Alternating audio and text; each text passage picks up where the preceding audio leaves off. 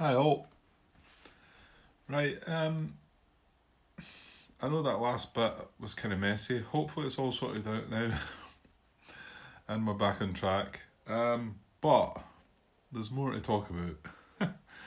Before I start the next Allied Impulse, I got a message back from Martin. It's been there few days now. I just wondered when it was best to bring it up because there's been an awful lot going on and that messy bit just I mean, I'm hoping it's all cleared up now, but we'll see. I've still to look back on the last video I've done, so who knows. And it actually, before I got the message from Martin, I actually made a little error, and I was going to make a comment down here, but I made a little error, but Martin's comment, that's just fortunate, I suppose, has made it not an error, if you like. I'm not going to explain it here. I've got a wee situation up that I can just show you what I'm talking about here. What it is about when you're making an attack and you're in a VP hex. Now, units can only make an attack from a VP hex if they've got 4 steps or more. Is that right? Right, I'm unprepared as usual. Oh, sorry. Thought it was ready, but what we're looking for, protect VP hex probably will tell us. Do not attack from a VP hex if less than 4 steps. So needs to have 4 at least.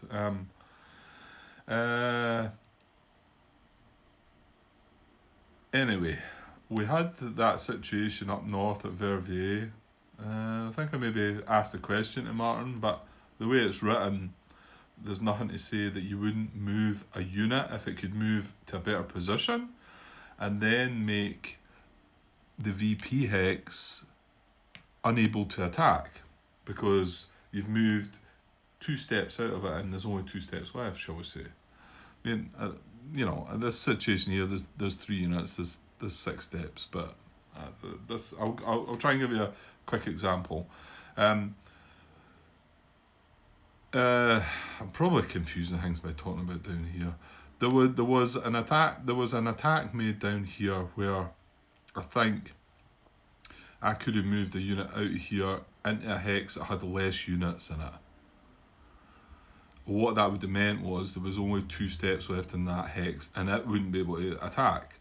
But that's what I've done up at Verviers, and going by how the rules are written, that's what I should have done. Because there was less units in the other hex, he should have moved there. So I missed that, and then I was going to make a comment on it that I'd missed it, but then all this came at the same time as Martin's comment message back to me. Well, actually, I'll show you the situation I've got set up, and then I'll read what's been said here. So it was just to point out that it did have, maybe some of you, if you noticed, said, oh, why didn't that unit move into there? That was a mistake on my behalf, but this errata that's going to come out would say, well, the errata is going to say that if you're in a VP hex, right, and you're going to make a, where now?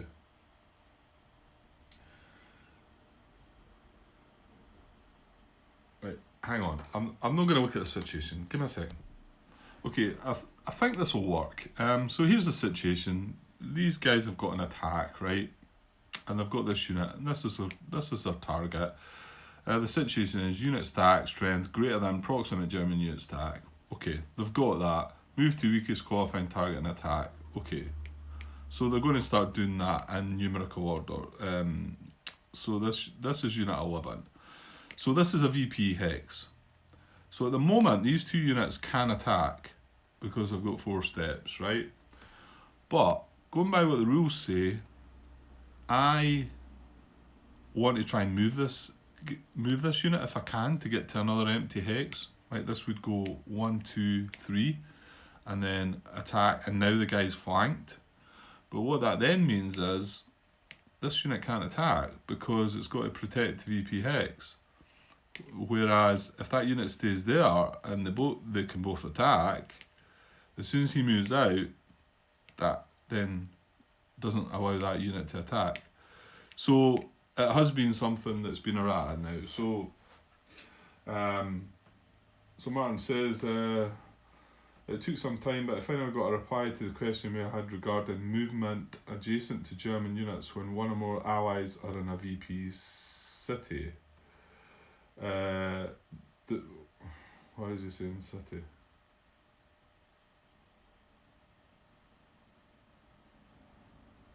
I'm assuming he means city or town. It was a city we were talking about. Don't think it's relevant. I think if it's a VP city or a town, I'm pretty sure that's what he's meaning. Anyway, he says the second part of 10.63 should say, so this is going to be errated somewhere down the line. No, hang on until I get 10.63 and tell you what it says at the moment. So the second part, there's a second bullet. So 10.63 is when you're trying to move adjacent to a German unit. And the second bullet is, I'll read what it says in the rulebook first. This also applies to units that start the move adjacent to the target, right? So we're talking about this unit. Move such units if they are stacked with other units and able to reach a different hex adjacent to the target is empty or has fewer units. So, like I say, at the moment the rules don't say anything about it being a victory point hex. So this unit would go out and back in and then flank him, and then he's unable to attack because he's protecting VP hex. But I'm assuming it's coming from John Butterfield. So what this is going to read now, this also applies to units that start their move in a non-VP hex adjacent to the target. So, and then move such units if they're stacked with other units and able to reach a different hex adjacent to the target that is empty or has fewer units. So basically, it's changing it to say VP hex. So, I mean, if these units were here, then by all means this guy would go 1, 2, and then they would all attack. They would all get to attack because actually no, because he's in a VPX, isn't it? Right, bad example. Oh, when you do these examples, right? Let's say he goes out and in here, and then they all attack. Right, that's not a problem because the unit's moving from a non-VP hex. But if he's in a VP hex, then that doesn't apply. That rule about applies to units start the move adjacent to the target. It doesn't apply, so they two units will now stay there and still be able to attack because protect VP hex is in play, if you like. So that was good. That was good to get that back because it did sound like there was something a bit off about. All right, okay, this guy wants to move into here, and then all of a sudden this guy can't participate in the attack now because he's got to protect VPX. So there was something a bit odd about it. So that's good that he's got something back regarding that. So it says the result of this change is that allied units don't move out of VP hexes and consequently will not end up in a situation where they can't attack because they protect VP hex, which is what I've just said. And he says, bracketed, unless of course it's a single unit there to begin with. Yeah, I mean, if it's a single unit, then that's irrelevant. It's not going to move anyway. So there, yeah. So that I just thought I'd chuck that in there just before we start that Allied Impulse, and I was showing you the British units down there because I could have moved the unit, but it turns out with that confirmation, it would have been wrong to move that unit because then the other unit wouldn't be able to attack from the VP hex. Hi all. I kind of got cut off from that last video that I was doing. It was actually a couple of days ago now. I got dragged away for some reason. I was just looking back on it there, but I think we'd kind of finished what we were talking about anyway. So let's get moved on to an Allied Impulse and see if we can start putting this day to a close and seeing if we can hang on. I think we've done all we can really do. So we're really looking for the Allies to be kind to us and leave our supply line open. But well, we've seen what happened at the end of the 24th, so there's no guarantees. So they're going to have an impulse just now. I've got 2 cards left in hand, so they're getting 3 more impulses to spoil things for us. So let's get the first one just now, and then we'll see if we can do a little bit. I've not got much time at the moment, so I might have to pause it, but we'll get it started anyway. Okay, here we go. Okay, another 5th Corps Division card.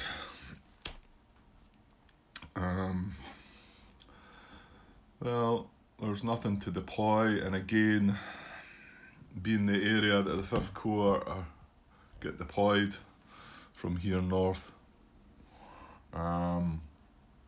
it's very unlikely that there's an Allied, a German unit proximate to anything in there, just in case there's any units out of contact. So yeah, I mean, we've looked at this area quite a few times. I know I missed this one at that time, didn't I? But we managed to catch that just in time. But there's nothing else happened. There's no breakthroughs by the Germans to enable them to be proximate to any hexes there. Okay, stop going on, Grant. So can we activate them? So it's deployed. Yeah, activate. Right, well the 5th Armour's involved, and this guy here's sitting in a woods hex, so he can take an IP, so that's good enough for me.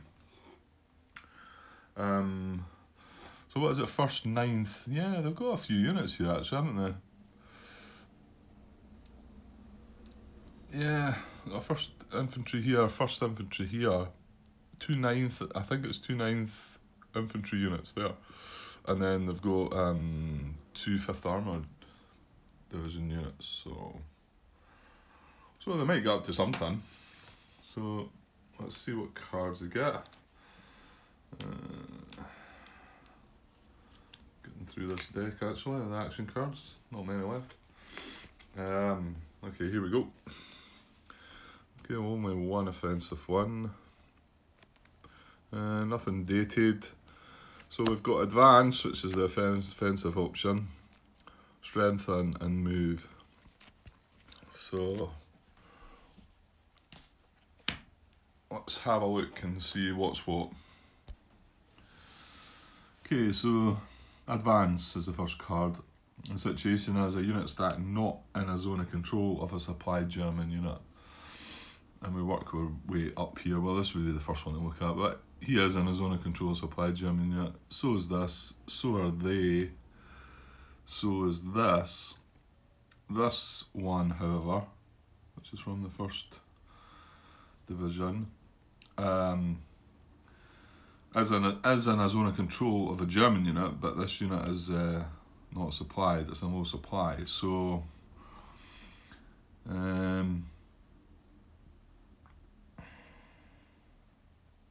zone of control supply German unit. Wonder why that is the wording.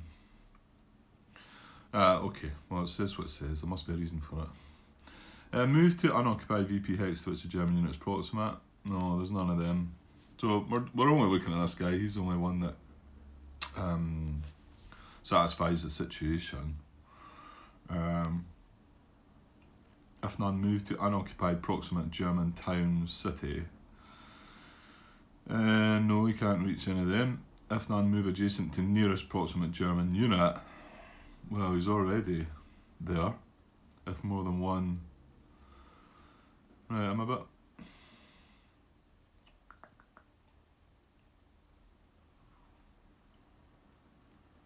I think I'm a bit baffled here by why the situation wants the German zone of control to be a supplied unit, and it's, to me, the action is he's not going to. I don't think he's going to move. I mean, I suppose he could maybe move to another hex, but this is still his. Oh, sorry. Yeah, watch the camera. Sorry, I've got it at an angle where I'm able to do things and I'm not paying attention. Sorry, we're in here. This is the unit here. The other ones are all in a zone of control, a supply German unit. This one's, obviously this German unit is not supplied. But I mean, he's going to, if none, move adjacent to nearest proximate German unit. Well, that's the nearest proximate German unit that he's adjacent to anyway.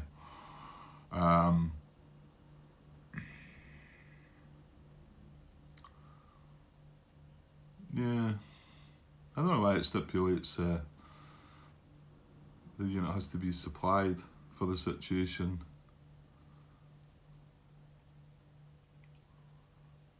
Oh well. So, what? Right? Can he get to another hex, and would he want to go to another hex? That's the only thing I can think is relevant here. I mean, this unit's surrounded. It's flanked. Obviously, it's flanked if it's surrounded. You know, I mean, it could come into this hex, I suppose. That's about all it could do. Yeah, 1, 2, break out, and come back in again. But hang on. Yeah, and he's not going to do that because he's on his own. He would only go out and back in if he was stacked with another unit. So I think he's just going to sit there.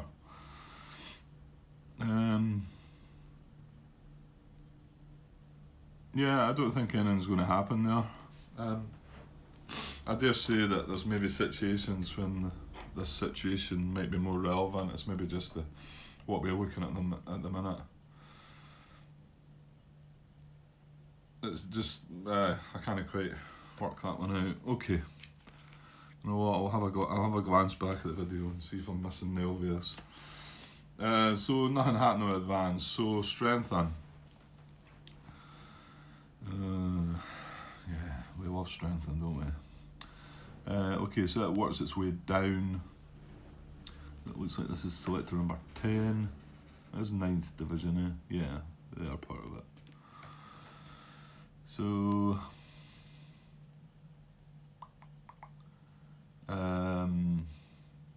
right, he's got nothing that he can go and strengthen. You're looking for something that's got less than or equal to 3 strength.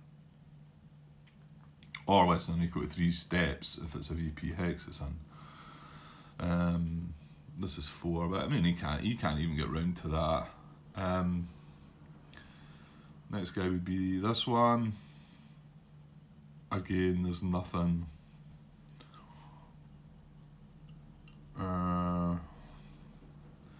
He can't even get in this hex, even if it was an option, or this hex. And then this one would be 1, 2. He can't go in there either, or there.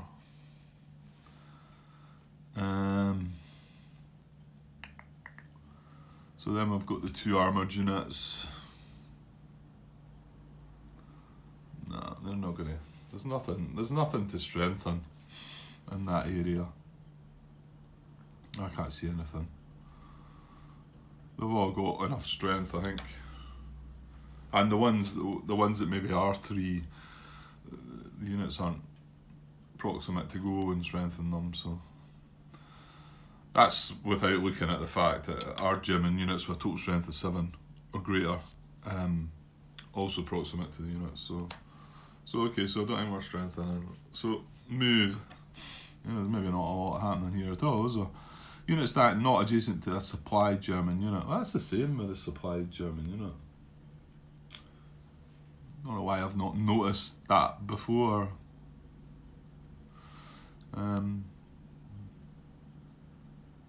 Okay. So, again, sorry, the one up top, they're adjacent to a supplied German unit. So's that, so's that, so's that. And then it's just this guy again. I think he's just doing exactly the same thing as the advance. What's the difference with advance then? In fact, the wording on advance is exactly the same, apart from it's just the restrictions. Whereas move has preserved the line, avoids surround, protected VP hex. Advance only has protected VP hex. But I think everything else is just the same. Written the same. But it's just more aggressive, I guess. Okay, well, I don't think he's going to move. It's just the same as the advance, like we say. So, yeah, unless I've missed something obvious there,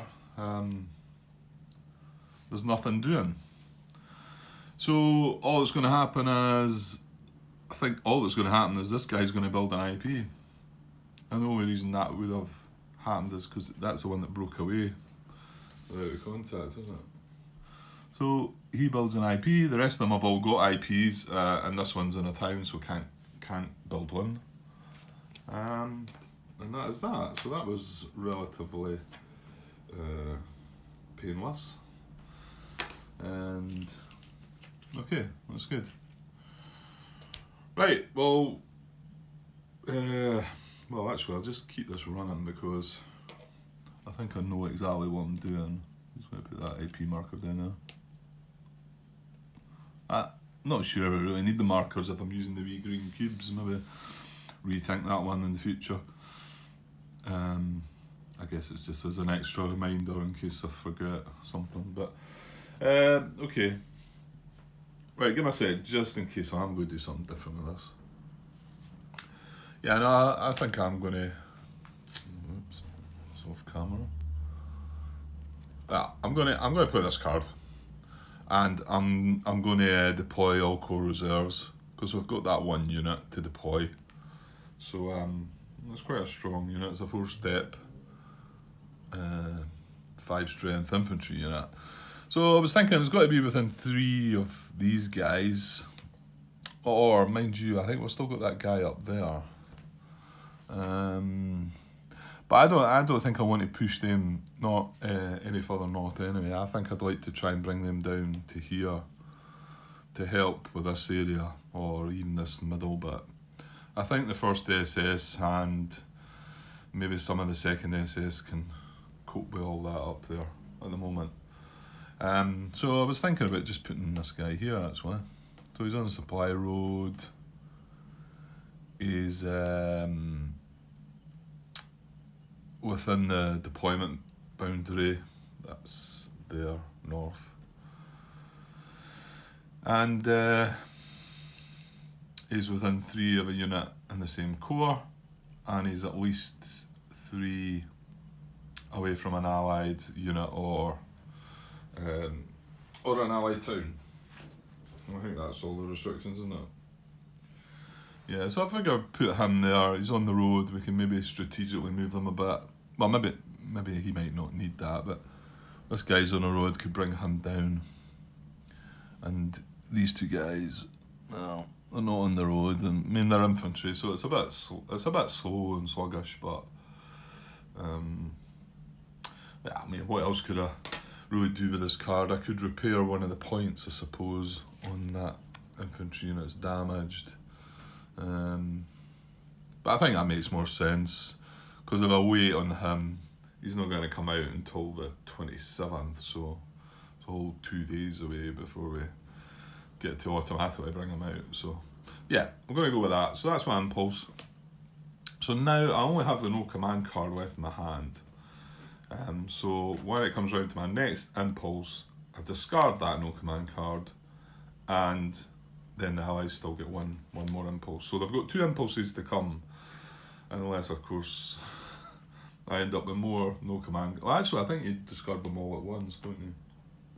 So maybe that might not affect it. So hopefully they've just got 2 more impulses. But, right, I'm going to have a quick pause there. I know I've not done an awful lot here, but I didn't have an awful lot of time, but I'm hoping to be able to have a bit more time soon.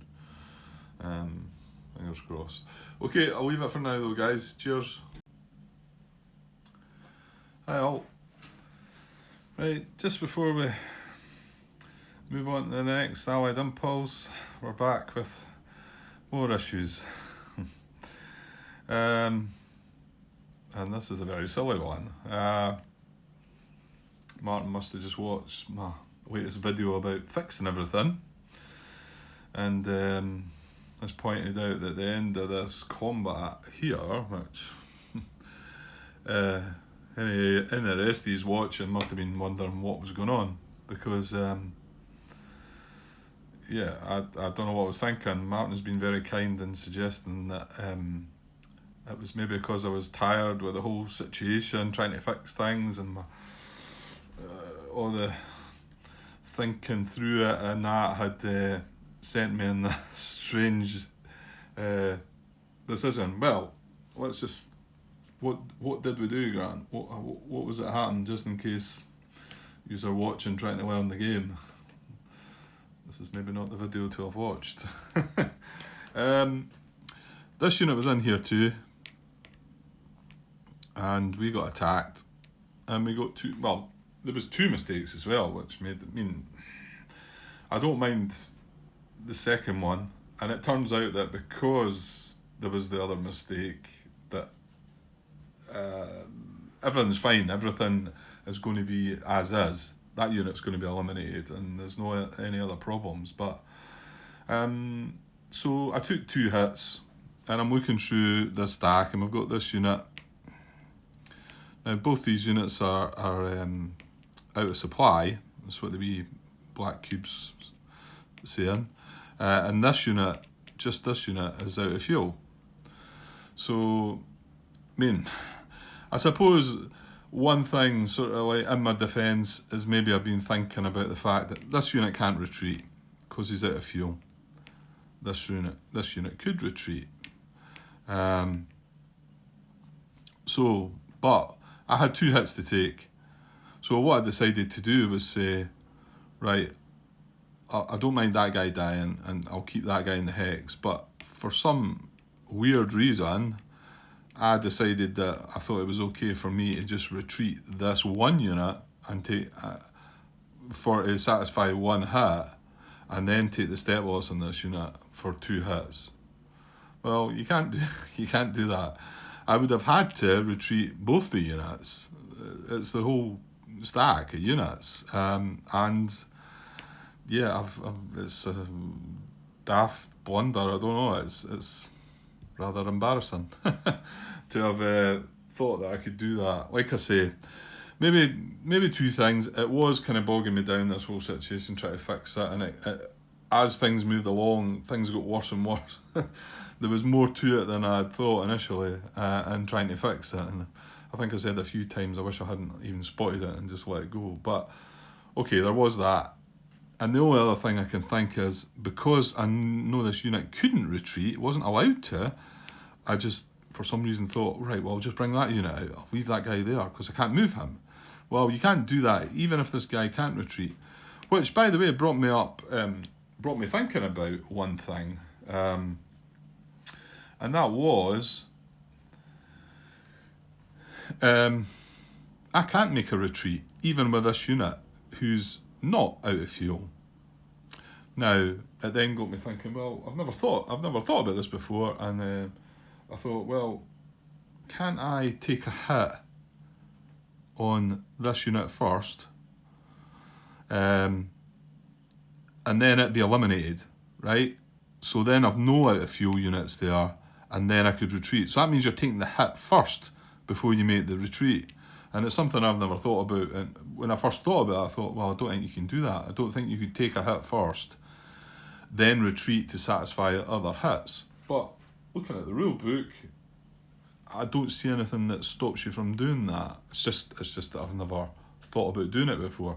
But if you're in a situation where there's some units that are out of fuel in the hex, and there's some that are not, then, and you get attacked, you can't retreat because the units out of fuel won't let you retreat, and you can't do what I just done and just split the units up to retreat. So I actually posted that question up on BGG, so I'm sure Martin will come back with yeah, you can do that. I don't see anything. It felt a bit odd to me to think that you could do that, but I don't see anything in the rules to say that you can't. Anyway, the other mistake here, this is a town. I never considered the town at all. So that D2 hit was only a D1 hit.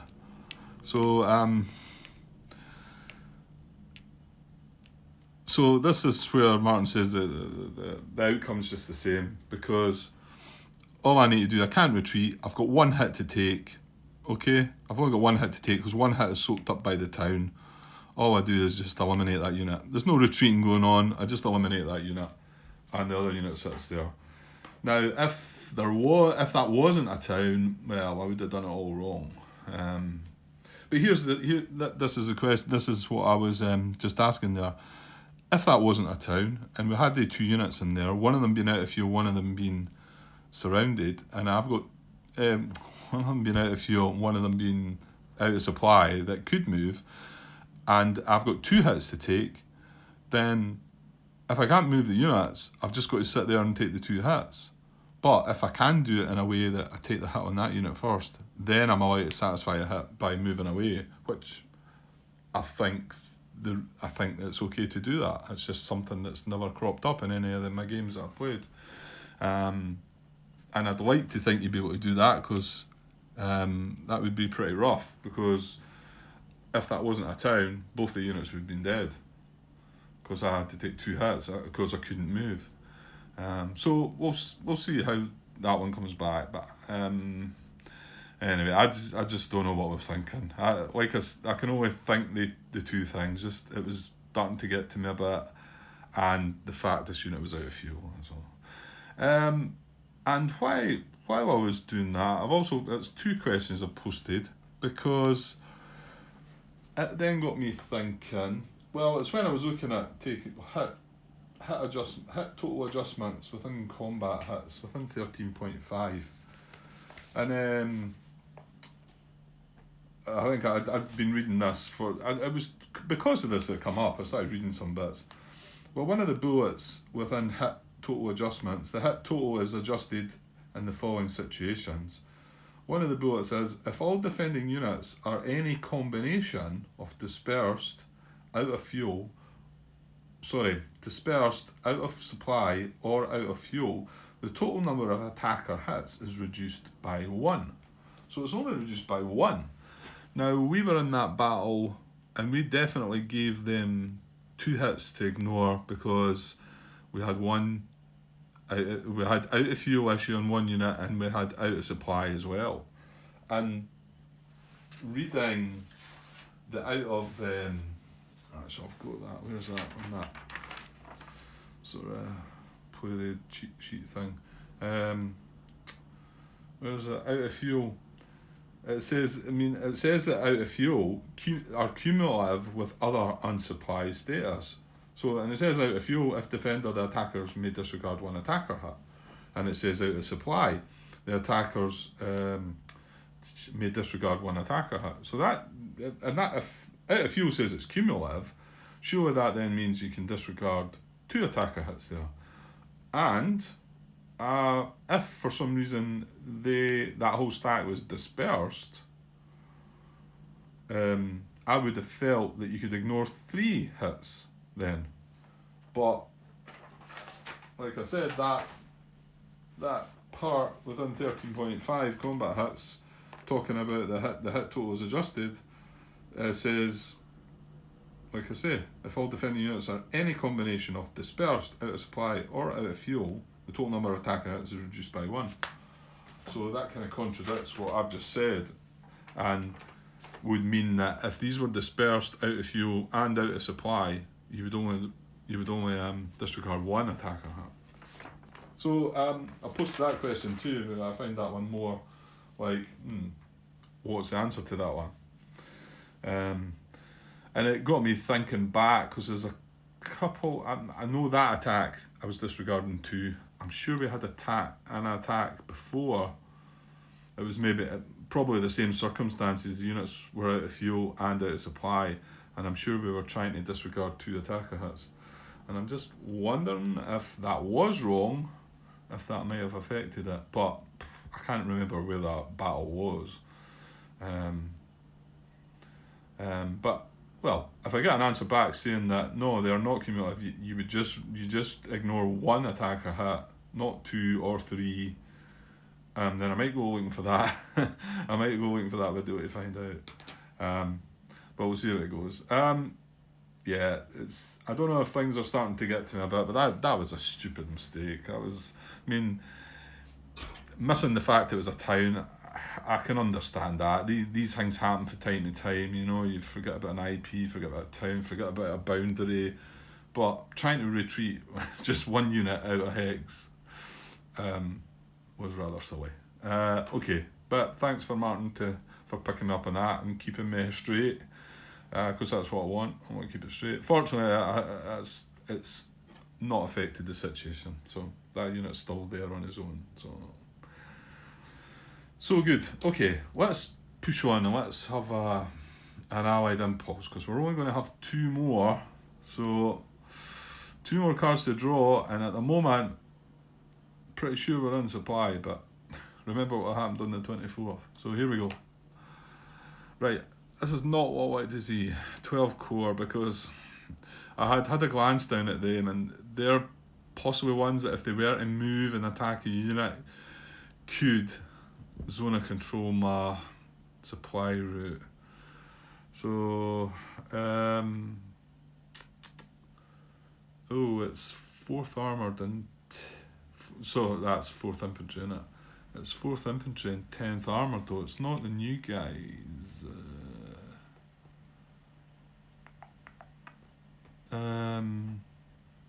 Right, hang on a sec.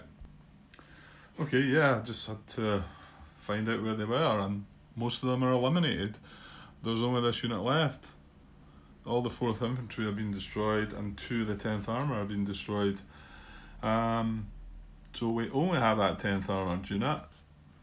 So obviously there's nothing to deploy. So do we activate that 1 unit? Well, okay, and just in case anybody wonders, because I've been questioned about this a couple of times, and I remember making the mistake when I first played it. There's a rule called what was it? Shattered. Is it Shattered Core? Oh, wait till I find it. Yeah, it's Shattered Allied Core 10.71, and it says if a core, and that's the big word. If a core to be activated has no units or just 1 unit on the map, do not activate the core. Instead, proceed to the next command, an allied command card. It catches a lot of folk out. I think it's probably worded not that great. I was looking in the errata because I thought something was sort of clarified within the errata about it. I'm definitely pretty sure it was confirmed. I want to say by John Butterfield himself that it was indeed only if you played it as a core, if you were playing a core card, because we were actually only trying to activate the 4th Infantry Division and the 10th Armoured Division. We're not trying to activate the whole core. So so the fact that there's only 1 unit from this that we can activate with this card, Shattered Allied Core doesn't apply to that, because it's not the core, it's just the division we're activating. Like I say, I'm pretty sure that there's, if you look up the forums about it, if you're not sure, it was confirmed, I'm pretty sure. It's not worded great though. I think they could have made a better job of that, but however. Okay, so we've only got that unit, and you know what, he can take an IP, so now he is, well, he's not likely to move into this hex. I mean, that would be horrible, because bear in mind this is our road, but he's going to be surroundable if he moves in that hex. So I don't think anyone's going to want to move into there. And there's 2 units in there, yeah, good. Because the other thing we don't want him doing is going there, because that then blocks our supply as well, and for that matter there as well. We don't want him going there either. the fact that he's on his own, there's 6 strength in there, and I think there's 6 strength in here. So, well, you know what? Right, just let me definitely be sure I want to draw 3 cards here. Activate 4th and 10th Armoured Divisions, yes. He can take an IP, so yeah, I think I'm going to draw 3 cards for him. Yeah, so let's get 3 cards. There's not that many of them left. 1, 2, 3. There's only one more left in the deck, but I mean, you just shuffle them up if it comes to that. Okay, so let's see what we've got. Oh dear. All offensive. No, so nothing dated. So major offensive, combined arms attack and attack. Well, oh dear. This just one. I mean, there's another unit quite close by.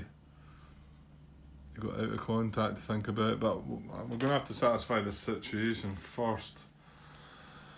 Still a bit worrying though. We've got no cards left. Well, we've got that no command card left in our hand, so we've got nothing else we can do. That's what I'm meaning. If he puts a unit on that supply road or blocks at supply road, that's it. So, well, let's have a look. Okay, so hopefully they're all going to go this way.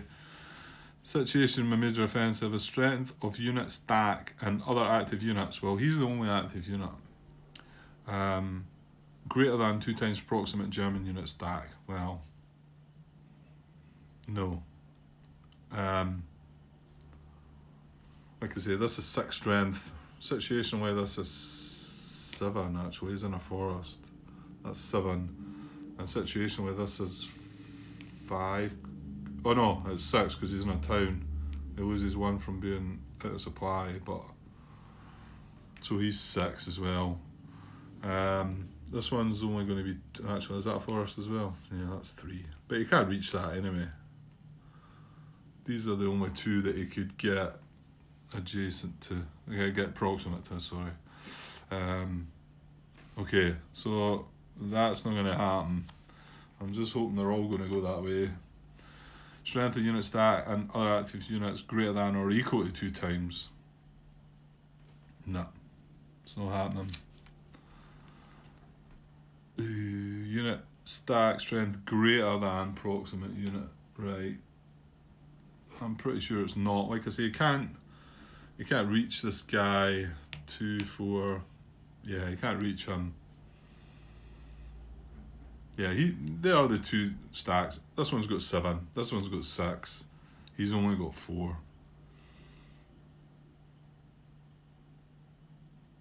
Yeah, well, that was quite fortunate because if that had been the whole core, I mean, we do still have 1 card to draw, like I say, but if that had been the whole core, then I'm pretty sure the units would have moved in and blocked our supply. Like I say, we do have 1 more card to worry about. So he's just going to build an IP, which is fine. We don't mind that. I suppose that was quite a lucky draw there. To get nothing more than that out of that. Especially the 3 cards that we're drawing. That could have... I mean, if we draw 3 cards again, we'll have to shuffle up the deck, like I said, so that could put anything back in the mix, really. And we've removed 3 cards now from the Allied Action deck that were dated, so that's taking out the sort of more defensive ones, so I'm making them more likely to get the offensive ones.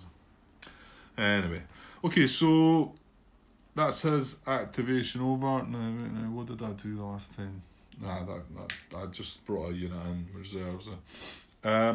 Okay, so let's just check this no command card. Yeah, so just reading Straffen runs again, which is the event that put the no command card in my hand, or the air power card in my hand, should I say. It says you may not rid your hand of allied air power cards until your draw pile is exhausted, and only allied air power cards remain in your hand. Then discard all allied air power cards to the appropriate allied discard pile. The last allied impulse of the day now occurs.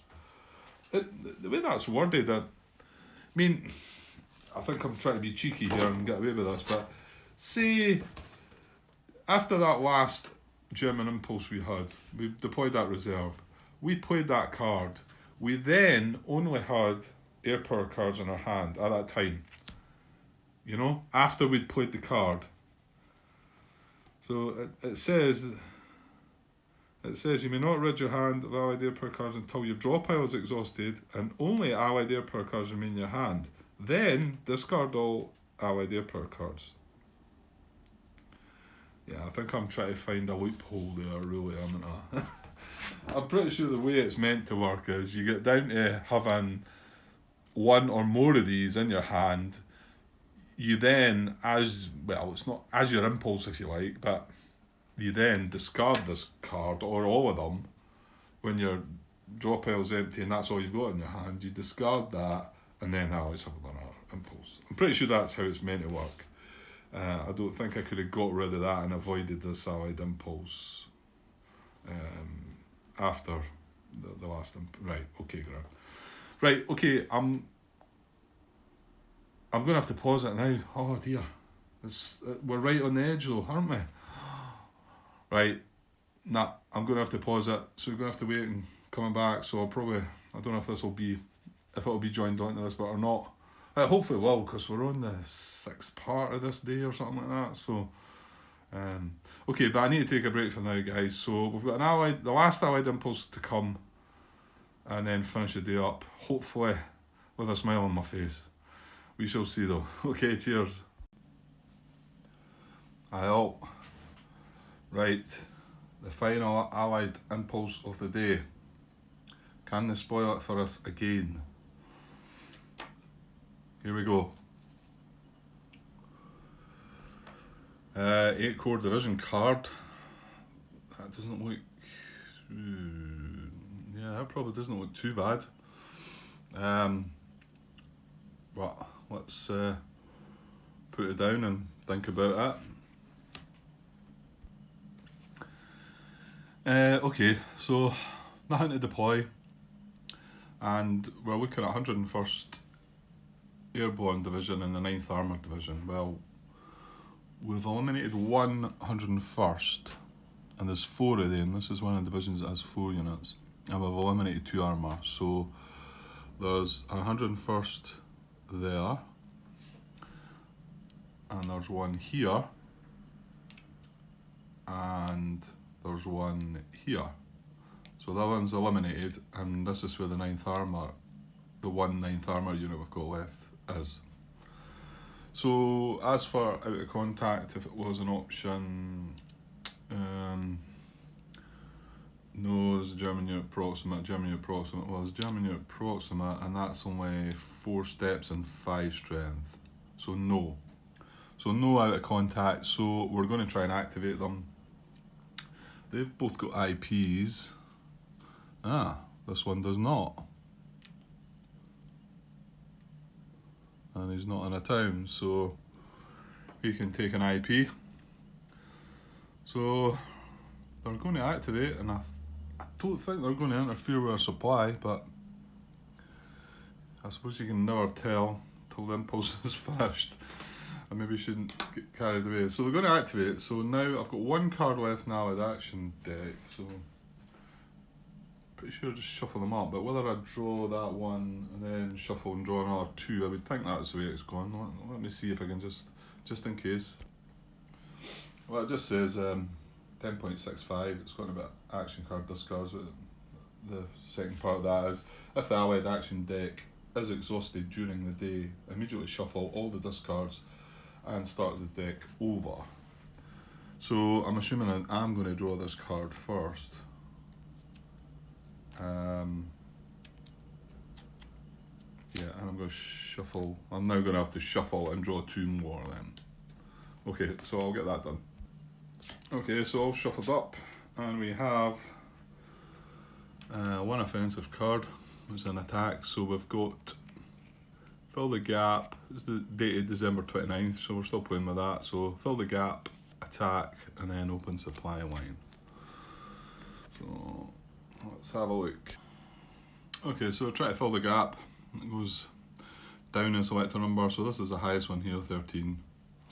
Unit approximate to empty position with a German unit is also proximate. No, there's no German unit proximate to here. There is to here, but it's position with hold value less than 5 may not be another ally zone of control, so that is the case there. So there's nowhere for him to go. Selector number 8 would be next.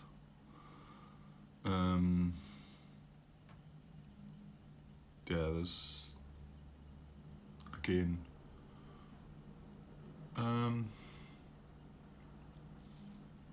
Actually, hang on. He could actually come into here.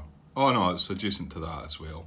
Yeah, I'm just thinking when he moves away, obviously he's not zone of control in that hex, but this guy's still zone of control in the hex. So, yeah, so he's not going to go anywhere. Selector number 7 up there. I suppose that's a possibility. Yeah, I don't think so. He could get to this hex, 1, 2, 3. This is proximate, but I'm pretty sure that's surroundable. We go 1, 2, 3, 4, and then that guy just goes to there, and that hex is surrounded. So he's got to avoid surround. I'm pretty sure that was probably the only one he could consider. Yeah. Okay, and well, the armoured unit is the last one, which is back down here again, but he's in a similar situation. More movement points, mind you, but there's nothing he can get to. I don't think. No. Okay, so there's no filling of the gap. So what about, oh, that's the wrong background, put that in there. So what about attack then? Well, let's have a look. Yeah, well, looks like something's going to happen. So we're looking at the first, goes up the way, so he's selector number 4. And so it's unit stack, sorry, I'm trying to show you the card there. Unit stack, strength greater than proximate German unit stack. So we've got 5 in the stack, and there's only 4 in here, which they're adjacent to, and there's no extra boosts. He's not in a forest or a town, or he has an IP, so 5 against 4, so that situation is satisfied. So yeah, so the action has moved to weakest qualifying. Now, so is there another? That's 5 against 4. He's not going to be able to get around here. No.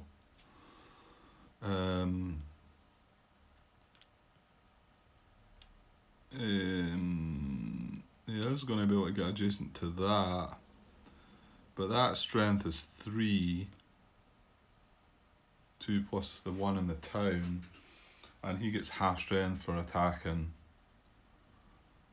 What did I say? I had 5, so yeah, so that'd be 2 against 3, so that's not any good.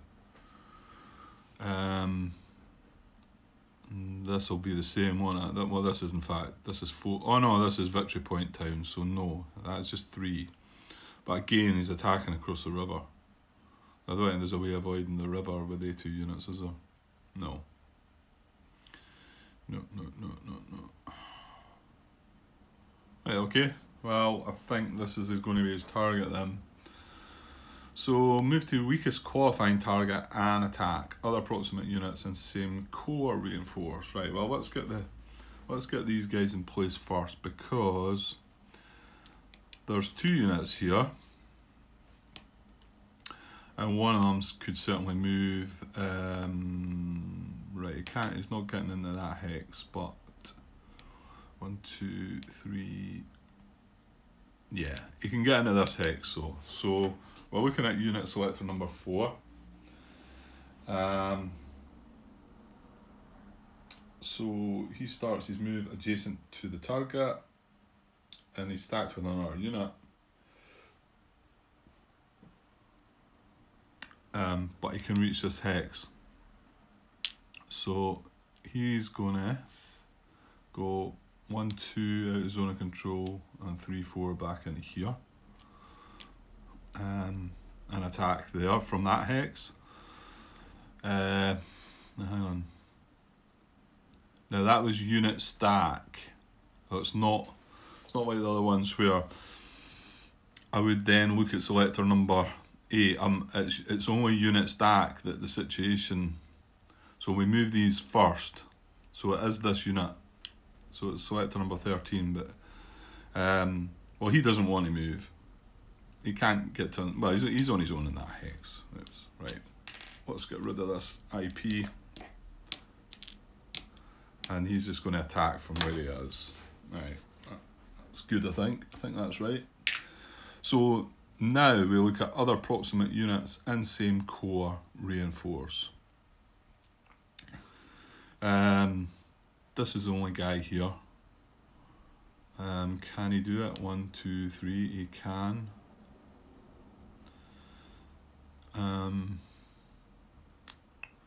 There's no line issues. There's no protect VPXs. No, I think he's good for it actually. So there's 1, 2 to break zone of control, 3 to go back into there. That's right, isn't it? Can he? Yeah, because he can't move into here because he'd be going from zone of control to zone of control. So right, that IP is going away as well. So I think this guy can go 1, 2, and then 3 into here and join the attack. And there's no other proximate units in the same core.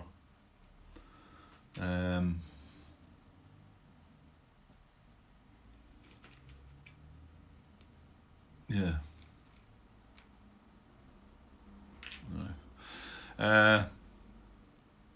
Yeah, that's it. So, right, if greater than or equal to 5 steps, attacking break off at A2. Well, I think he's got 6 steps. He does indeed. So we're going to break off at A2. And we were to preserve the line protected VP hex, but no, there's no issue there. Again, the line is all protected, all preserved back a way over, so we don't need to bother about these guys. So, okay, here we go.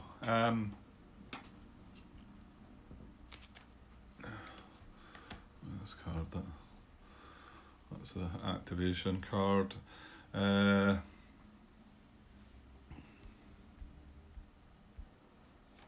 Okay, so he's got 3, 6, 8 against 4, I think I said. No, was it 5? Ah, 4, yeah. So he's got 2 to 1 odds. So it's okay, I suppose. He's got 2 to 1 odds. And right, well, he's got air power. Well, let's draw his other card. Probably should do that before working out the odds because he's always going to get to draw a card, you know.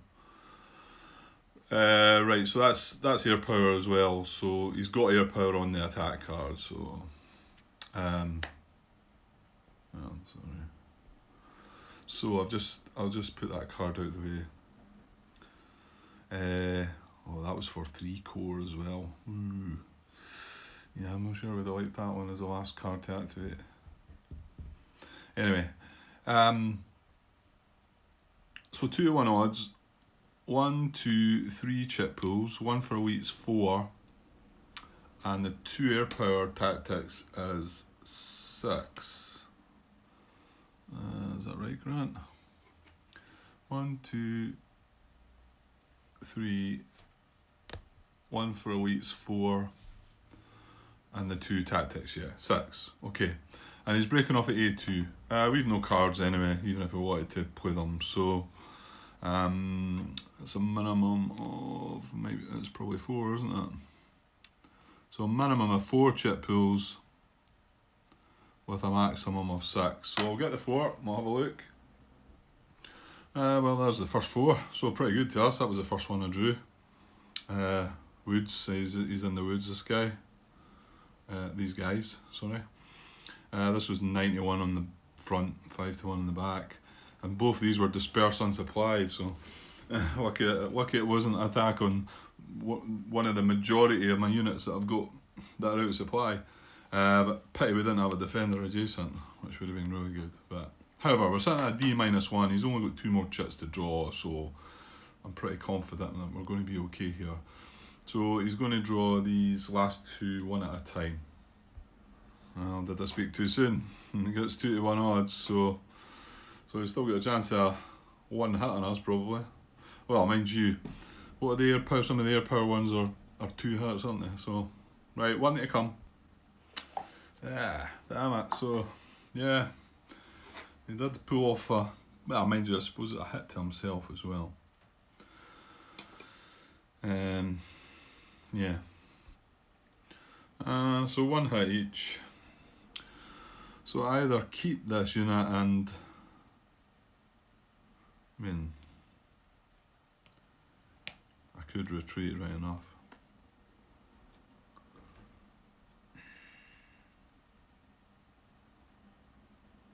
No, I'm not going to be allowed to retreat into that forest. I can't go there, so I'm only going to be able to retreat to here.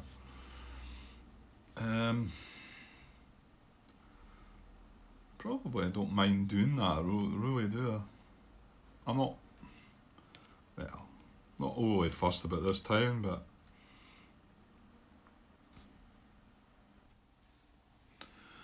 yeah, I think I will. I think I'll just retreat back into that hex. I mean, moving out of the woods into a broken hex, I suppose, but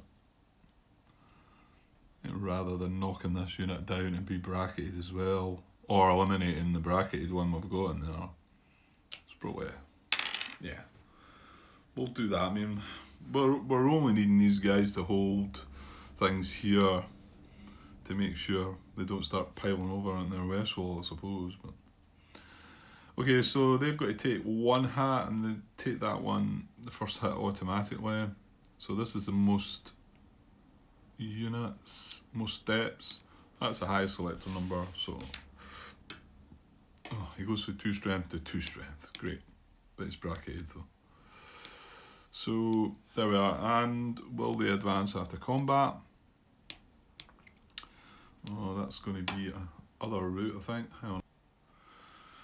Yeah, okay, so he might advance. The whole value is greater than, one of the restrictions is it's got to be greater than 1, greater than or equal to 1, the whole value of the hex. If it's in dangerous surround, it probably isn't in dangerous surround actually. Right, so he's going to roll on other route, which is a 1 to 3, so I'll just do this off camera. And then he's rolled a cocked dice, so I'll roll that one again. Oh, he's rolled a 1. Okay, so the armour moves in.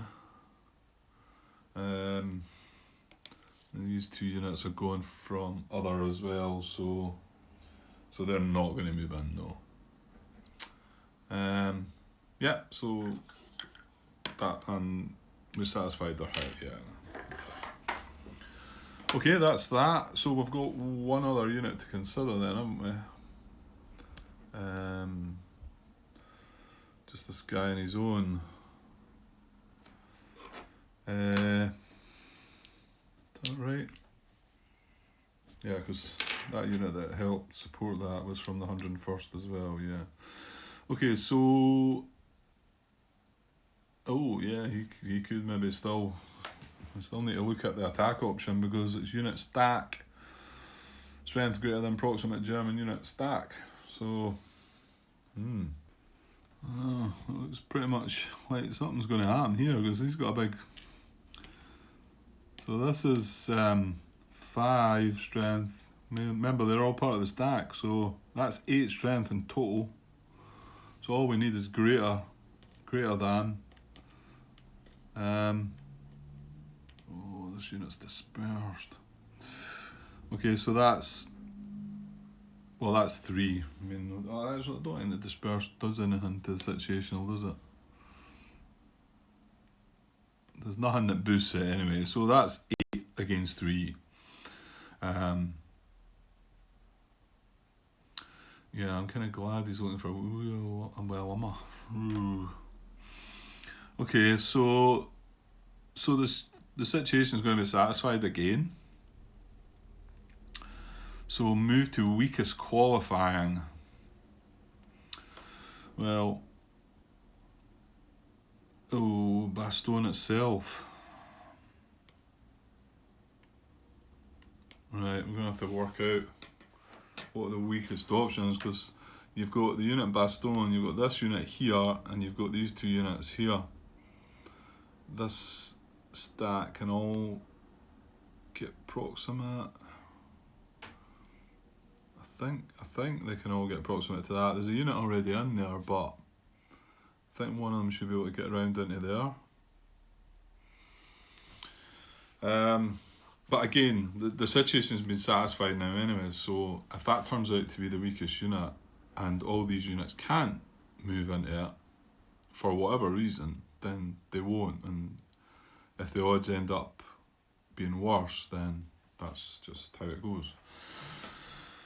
Okay, so I need to find out which is weakest qualifying between the 3. Okay. Well, it looks like with the last move of the day, they're going to have a go at Bastogne, I think. That could be rather brutal. The only thing is, they're only going to reinforce with core units, and there's none of their core there. Yeah, and situationally, this guy's a 4, these guys are a 3, and the unit in Bastogne's a 2. So he is the weakest qualifying target. So now the stack is going to move towards it and attack. Okay, so right, this is an interesting one then, something I've not seen before, or well, maybe we have. So he is the lead unit. He's got a selector number of 7, and this unit underneath's got a selector number of 2. So what happens there? Indeed, what does happen there? This is one of these bits where I've been caught out in the past. I think unit stack and all that. We'll have to have a wee look at if it should be this unit because it's the lead unit, or if it then starts moving the units and ascending in order. Okay, hopefully my thinking of this is right.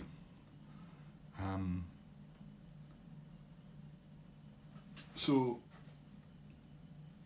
if the card subject is a unit stack, check to see if the situation applies to the lead unit together with all other units in its hex. The units in the hex include other active and unactivated units, even those with selector numbers outside the range listed on the action card. It does not include units that have already performed an action in the current activation. So that's what we were checking, the situation. And like it's pointed out here, although the attack card has selector number 01 to 19, and this is selector number 35, doesn't matter, he's still part of this stack and he's still going to do the thing. So we've said that the situation's been satisfied. So we now go to carry out the card. So it's moved to weakest qualifying target and attack. Well, if I'm moving adjacent to a German unit, I'm following the rules under 10.63, movement adjacent to a German unit, and that is carried out in ascending order. So hopefully I'm right here, and it's this unit that's going to move first, so that's going to be the order they're going to move in. I'm hoping this is right. I've got mixed up with this before, but that feels like it's right, because I remember Martin saying before that sometimes you can look at the situation in the lead unit, yeah, I think this is what he's talked about before, the fact that this is a lead unit, but it's not actually going to move first. It was only there to determine the situation. Okay, I think that's right. So this unit, now what choices does he have? Here or here we said, eh? Yeah, he's only got two choices. So it's empty hex and then most movement points. So they're not empty. It's only going to cost them one to move into there. So that's a broken hex and that's a woods hex, isn't it? So you can... Oh, actually it's in by a road anyway. So it'd be one movement into there or 1, 2, 3 movement into here. There we go. Okay. And then it's somewhere. We can only reach these two hexes. Now this hex is fully stacked. So basically this unit's going in there next. And then this guy's going to come in. Now there was preserve the line, protect VP hex, but yeah, actually, hang on.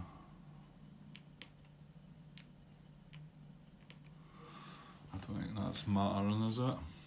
Mind you, the line probably will come around here.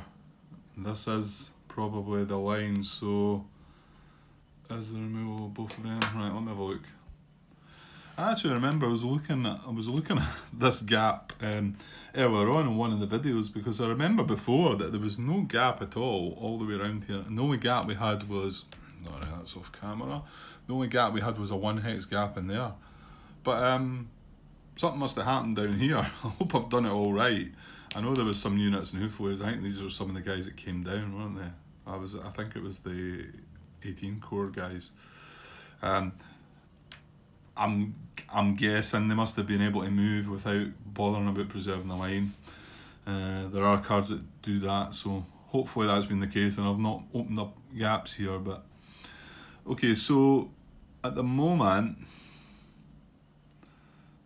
if I trace between here and here, there's one hex gap, because this is a town, this is in zone of control. So yeah, so there's 1 hex. So if I move these 2 units into here, we're then going from here. There's going to be a hex gap. There's going to be 2 hexes of a gap, I think. Is that right? Yeah, that's kind of awkward to look at, but I think it is actually. I mean, I didn't think it would at first, because I thought this would be enough. But right now, if that's the case just now, let's just take this unit and try and trace communication to the west. So we can't go through there, so we can go up. We can't go through there, because that's an allied town. So we can go up, and the only bit we can go through is here. Because we can go up and through there. We can't go through that hex. So there's 1 hex of a gap at the moment. So I put these 2 units in here, and now looking back at this unit, right, well, he can't go through there, but he can go through here. So that's 1. He can't go through the town, but he can still go up through that hex as well. So that's 2. There's 2. I mean, if you're looking at it between the 2 units, that's a gap hex, and that's a gap hex. The town's in the way. That's what's causing me trouble sort of working this one out. Well, hang on. No, because I should be looking at it from here to here, and there's only that 1 hex gap. And then when I move them, I'm looking from here to here, and there's 1, 2 hexes of a gap. Yeah. That's right, innit? I wish you could answer me, guys. Tell me, that's right. Okay, so, well, there you go then. So that means, and the thing is, the bracketed unit on the bottom, I can't just move that guy in because he's not going to have zone of control there. So we're still going to have a gap there and a gap there by moving that unit in. So that to me looks like the lead unit can't move now. Interesting.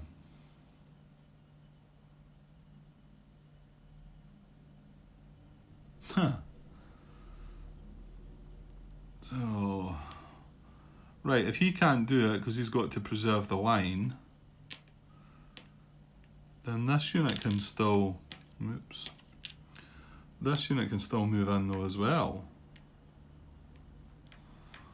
to attack. And now he can't do it. So does that mean he's not even taking the action then after satisfying the situation? He's not even taking an activation. Wow, okay. So he's still going to be able to do something. Worst case scenario, build an IP. But there's still another card to come after that, whatever that might be. I think that's right. This is kind of weird, but it shows you how it works. I mean, I'm pretty sure I'm following that properly. I'd be interested to see this one. And, well, the fact this is coming at the end of the day, I'll hopefully get all this video put together and get it uploaded, and just in case there's something that I'm not quite doing right with this situation. Okay, so move to weakest qualifying target and attack. Other proximate units in same core reinforce. Well, this was, I think I asked this question before. I mean, these are from 18 core, but I'm pretty sure, did I look it up? Did I find an answer? Definitely ask the question. I'm pretty sure it's got to just be that core, because that was the unit that was, I mean, sure it can't be this guy's core now. No, I'm not going for that. It means other proximate units in that core, in the 8 core. And there's not any. That's what I'm going to go with. So there's maybe a few wee bits that I'm not 100% sure about there. So we'll get this attack made, we'll end this day, and you can tell me if I'm wrong. So if greater than or equal to 5 steps, no, there's only 3 steps. So they're going to break off at A1. So they've got a strength of 5 against 2.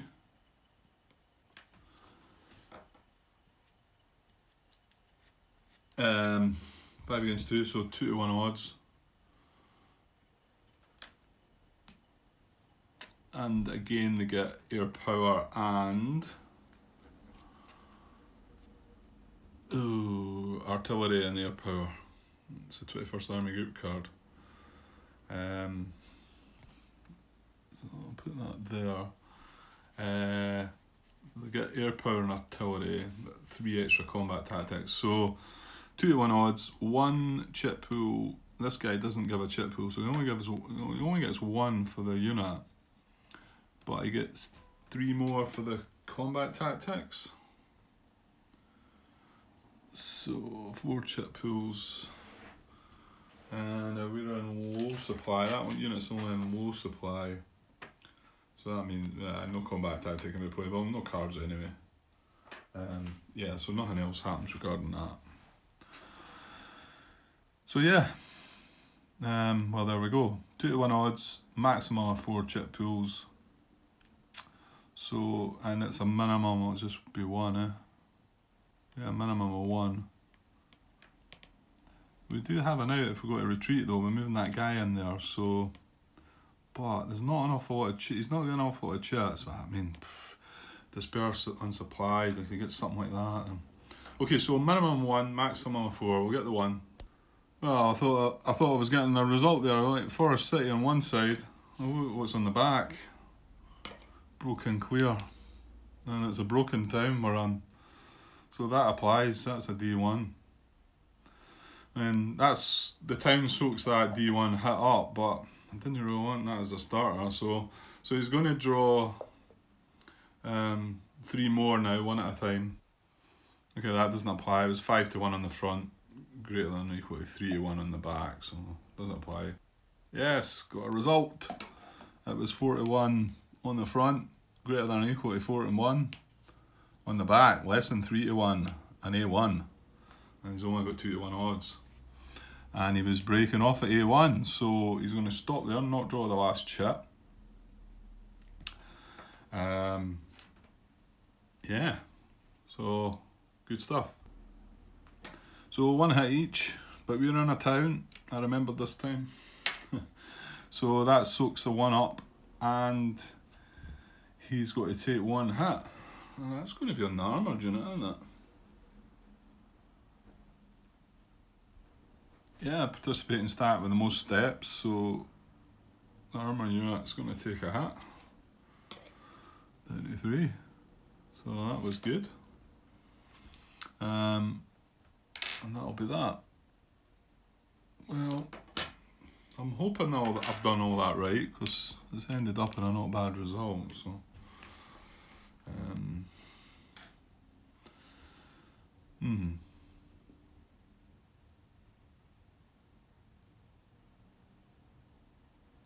just feel like I'm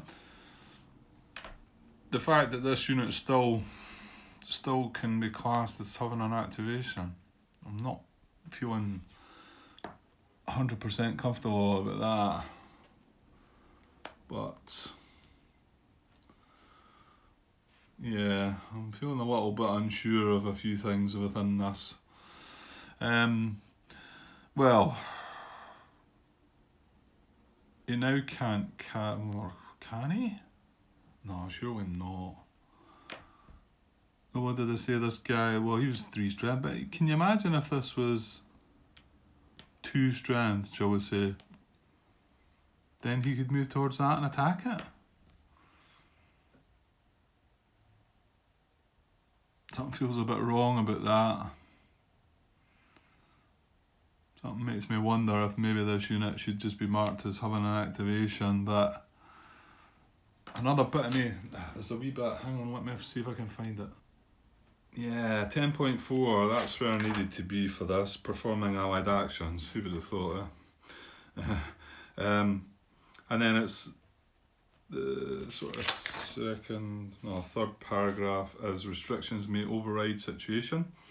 Many action instructions include restrictions regarding the movement of allied units either in the body of the text or as bullet points following the instructions. These include restrictions such as preserve the line, avoid surround, protect BPX, and are defined in the listed terms 10.3. An active allied unit that meets the criteria of an action card situation may still be unable to perform the action or may be limited in its movement when performing the action due to restrictions in the action instructions. And then the next part, continued eligibility. An active unit that does not meet the criteria for a situation on one action card, or that meets the criteria but is unable to perform the action for any reasons, remains eligible for other action card checks in the current activation. Once a unit performs an action, it is no longer eligible in the current activation. Okay, I think that's the bit that tells me that that guy wanted to be able to do it but didn't, and then he's still eligible. So that would have been quite strange if, say this was only 1 strength and we were going for that, and say this was 2 strength, he could now activate and with the attack card, or hang on, would you have to move on to the next card maybe?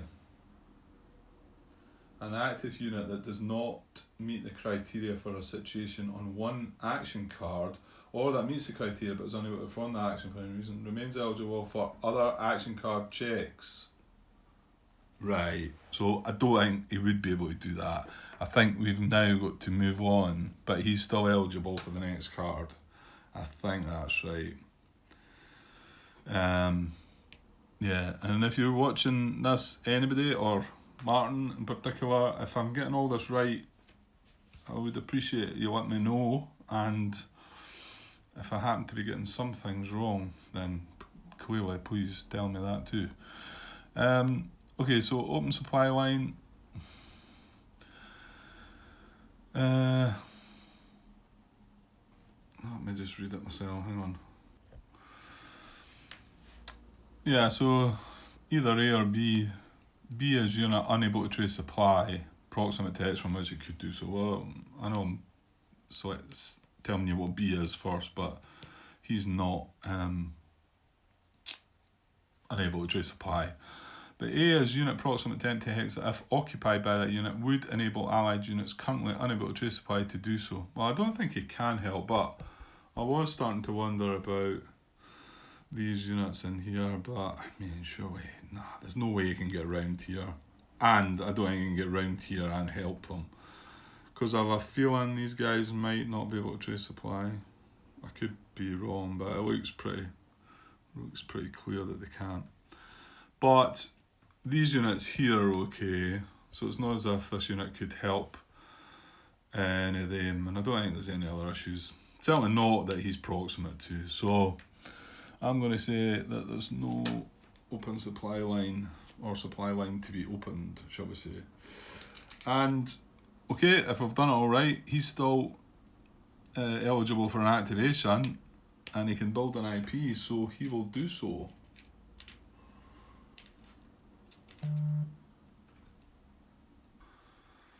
Well, that was a very interesting finish to that. Yeah, some interesting thing happens. My only worry is that I've done it wrong and I'm going to have to redo things. Like I say, hopefully I can get it uploaded and be able to fix it before I move on. I've got a little bit of time tonight though, so I wouldn't mind starting to start the next turn and see all the goodness that we're going to get, hopefully. Because nothing else has happened, so I think we've got the supply back, but, well, maybe I've missed something. That's quite possible. Is this looking at that? No, that's okay. Right, okay. No, don't start looking at that now, Grant. So, okay, to end the turn, we check for victory conditions. Well, we've still got 46. We didn't lose. We thought we had lost A2 because we thought Rochfort was away, and then St Hubert was looking grim, and then there was Bastogne a threat at the end, but we stuck with 46, so this is the 25th.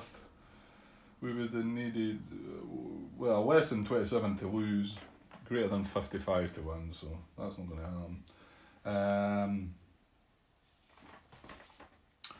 What was, so return all combat chips to the cup, remove all dispersion out of fuel markers, so I'll do that and then advance a day marker. I'll do all that stuff. So this has eventually got to the end of the day, so